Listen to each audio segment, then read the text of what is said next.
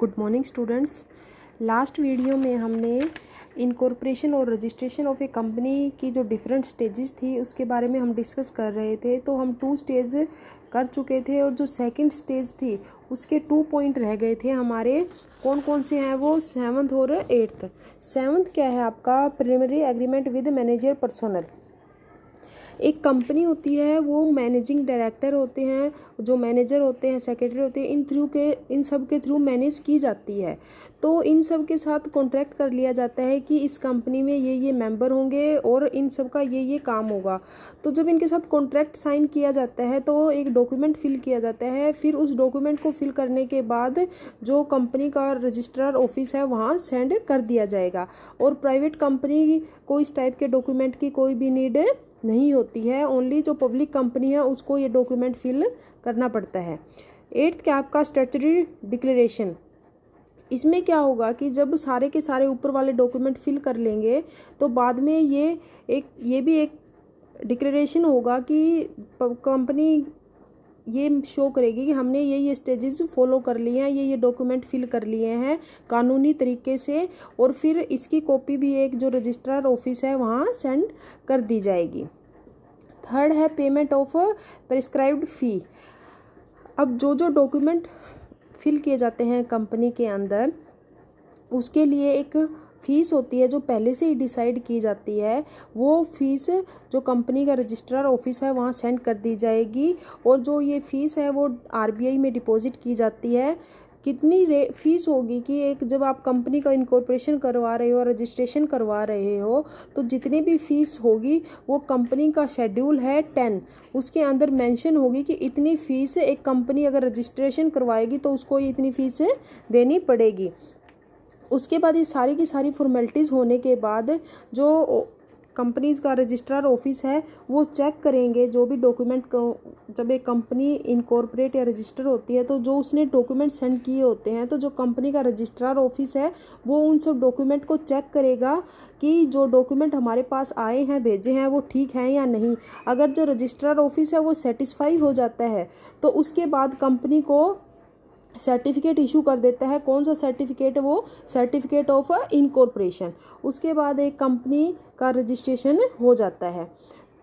एक company incorporation की या रजिस्ट्रेशन क्यों करवाया जाता है, वो उसके कई कारण हैं। फर्स्ट क्या है कि ये एक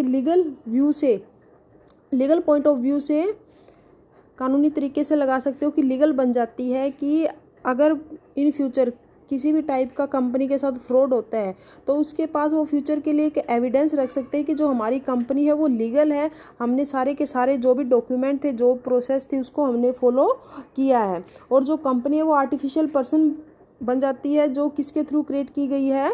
लॉ के थ्रू क्रिएट की गई है। और जो कंपनी की एग्जिस्टेंस है वो परमानेंट हो जाती है। ये सब जो इनकॉर्पोरेशन है उसके इफ़ेक्ट है, या जो कंपनी को इनकॉर्पोरेट क्यों किया जाता है, ये सब इसके कारण हो सकते हैं। और जो प्राइवेट कंपनी है उसको ये सब करने की नीड नहीं होती। जैसे पब्लिक कंपनी होती है उसको तो जो 2 स्टेजेस होती हैं, प्रमोशन और इनकॉर्पोरेशन, और उसके बाद 3rd स्टेज होती है कमेंसमेंट ऑफ बिजनेस। वो सर्टिफिकेट भी लेना पड़ता है, उसके बाद एक बिजनेस स्टार्ट कर सकती है पब्लिक कंपनी। बट जो प्राइवेट कंपनी है उसको सिर्फ 2 ही डॉक्यूमेंट लेने पड़ेंगे, इनकॉर्पोरेशन वाला और प्रमोशन वाला। उसके बाद वो अपना बिजनेस स्टार्ट कर सकती है। 4th है कैपिटल सब्सक्रिप्शन। कैपिटल सब्सक्रिप्शन में क्या होगा कि सबसे पहले मैं एक बार आपको एक बात क्लियर कर देती हूँ यहाँ कि जो भी कोई कंपनी जब अपना बिजनेस स्टार्ट करती है उसको कैपिटल की नीड होती है, पैसे की नीड होती है अपने बिजनेस को लॉन्ग टाइम तक चलाने के लिए। तो इसके लिए कंपनी जो अपने पास शेयर होते हैं उनको इशू करती है। और उन शेयर को इशू कैसे करती है? वो पहले एक प्रोस्पेक्ट्स प्रिपेयर कर लेती है। जैसे आप लोग कहीं कॉलेज में एडमिशन लेते हो या स्कूल में एडमिशन लेते हो तो आपको प्रोस्पेक्ट दिया जाता है, उसमें स्कूल के बारे में सारी डिटेल दी होती है और जो भी आपका फीस स्ट्रक्चर है वो सब कुछ उसके अंदर मेंशन होता है। इसी तरह कंपनी है वो अपना प्रोस्पेक्ट्स तैयार करती है, उसमें जो भी शेयर होते हैं वो कितने के होंगे और किस टाइम तक उनकी पेमेंट आ जानी चाहिए, वो सब का सब उसके अंदर मेंशन होता है। तो कंपनी क्या करती है? प्रोस्पेक्ट इशू करती है और उस प्रोस्पेक्ट में शेयर के बारे में मेंशन होता है। ये प्रोस्पेक्ट जनरल पब्लिक को इशू कर दिया जाता है। फिर जनरल पब्लिक उस प्रोस्पेक्ट को देखने के बाद एप्लीकेशन देती है कि हम इतने शेयर आपकी कंपनी से लेना चाहते हैं। तो इसके अंदर क्या होगा, जब पब्लिक है जो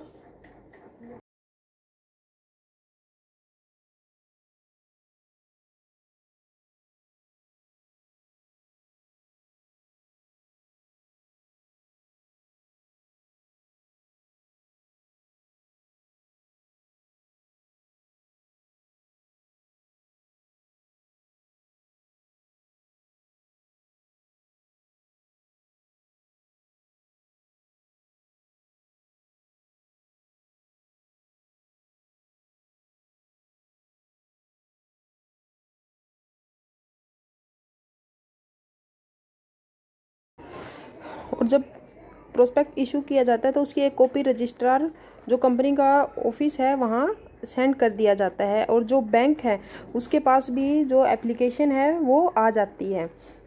उसके बाद कंपनी को मिनिमम सब्सक्रिप्शन चाहिए। मिनिमम सब्सक्रिप्शन का मीनिंग ये है कि जो भी उन्होंने शेयर इशू किए हैं तो उसकी जो 90% पेमेंट है वो कंपनी के पास आ जानी चाहिए। कितने दिनों के अंदर, जब वो प्रोस्पेक्ट इशू करते हैं उसके 120 डेज़ के अंदर जो भी शेयर इशू किए उसके 90% अमाउंट आ जानी चाहिए।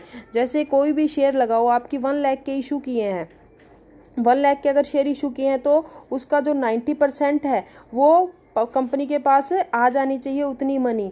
अगर कंपनी के पास उतनी मनी नहीं आती है तो जो भी उन्होंने पहले किसी और पर्सन से या किसी जनरल पब्लिक से जितने भी पैसे लिए थे, जितनी भी एप्लीकेशन उन्होंने रिसीव की थी, एप्लीकेशन का मीनिंग एक बार थोड़ा मैं आपको क्लियर कर देती हूँ। एप्लीकेशन का मीनिंग है कि जब जैसे आप कोई भी फॉर्म फिल करते हो, जैसे कोई भी गवर्नमेंट एम्प्लॉई कोई गवर्नमेंट जॉब लगना चाहता है तो उसके लिए पहले क्या है, वो एप्लीकेशन फॉर्म फिल करता है, तो उस एप्लीकेशन फॉर्म के साथ उन्हें कुछ पैसे देने पड़ते हैं।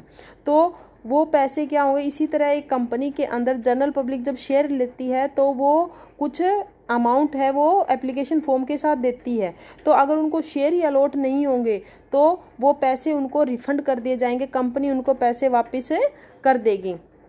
एक सिंपल सा एग्जांपल देती हूँ मैं आपको कि आप क्या है, कहीं पे कोई चीज़ लेनी है आपको, आपने एडवांस में पेमेंट कर दी है उसकी, बट अगर आपको वो गुड्स या कोई भी वो चीज़ नहीं मिलती है तो आपको वो पैसे वापस मिल जाएंगे। इसी तरह कंपनी के अंदर होता है कि अगर कंपनी को 90% सब्सक्रिप्शन नहीं मिला तो कंपनी को वो सारे के सारे जितने भी उन्होंने पहले जनरल पब्लिक से जितनी भी एप्लीकेशन मनी ली थी वो रिफंड करनी पड़ेगी। और एक कंपनी को जो मनी है वो किस लिए चाहिए, वो क्यों किस पर्पज़ के लिए शेयर इशू करती है, क्योंकि कंपनी के अंदर काफ़ी एक्सपेंसेस होते हैं, प्रिलिमिनरी एक्सपेंसेस होते हैं जो मैंने पीछे बताया था। वो क्या होते हैं कि जब कंपनी स्टार्ट होती है तो उस टाइम में एक कंपनी को काफ़ी एक्सपेंसेस करने पड़ते हैं, उसको फीस देनी पड़ती है रजिस्ट्रार ऑफिस में, ब्रोकर हायर करने पड़ते हैं, अंडरराइटर हायर करने पड़ते हैं, तो उन सब के लिए उनको पैसे की नीड होती है। तो इसलिए एक कंपनी है वो शेयर इशू करती है। उसके बाद अगर क्या है उन्होंने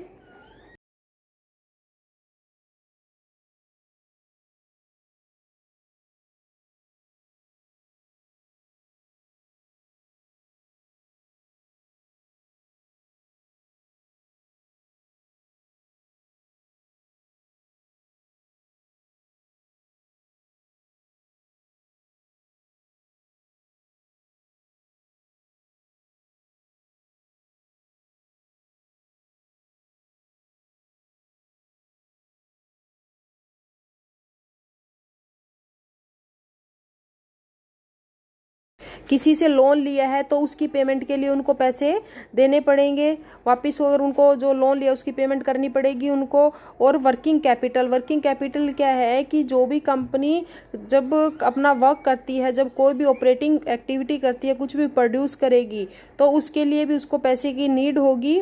वर्किंग कैपिटल डिटेल में हम आप प्लस टू में करोगे आप, इसमें बस मेनली आपको यही पता होना चाहिए। वर्किंग कैपिटल का वैसे मेन जो फॉर्मूला वो होता है एसेट्स माइनस लाइबिलिटी, की कंपनी की कितनी एसेट्स हैं और उसमें से लाइबिलिटीज़ की कंपनी को कितने पैसे हैं, या कंपनी के ऊपर कंपनी को कितने पैसे दूसरे इंडिविजुअल्स को देने हैं, जैसे कि लोन है, क्रेडिटर है, या उनके ऊपर कितना बर्डन है। तो ये सब वर्किंग कैपिटल के अंदर आता है।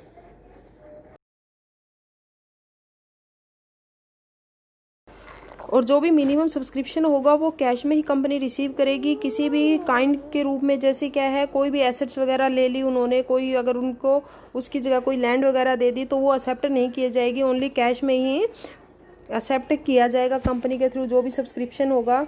और अगर कोई भी कंपनी प्रोस्पेक्ट इशू करती है, अगर वो प्रोस्पेक्ट इशू नहीं करना चाहती है तो उसकी जगह वो एक डॉक्यूमेंट इशू कर सकती है। वो कौन सा है? Statement in lieu of the prospect. इसका क्या होता है, इसका मीनिंग क्या है कि अगर कोई कंपनी चाहती है कि वो प्रोस्पेक्ट नहीं इशू कर रही है, नहीं करना चाहती है वो, तो वो उसकी जगह ये स्टेटमेंट इन ल्यू प्रोस्पेक्ट इशू कर सकती है। वो किसकी जगह? प्रोस्पेक्ट की जगह। ये एक इसमें ये सेम प्रोस्पेक्ट्स की तरह ही होता है, कंपनी के सब कुछ डिटेल इसके अंदर मेंशन होती है statement in lieu of prospects के अंदर। Okay, thank you students.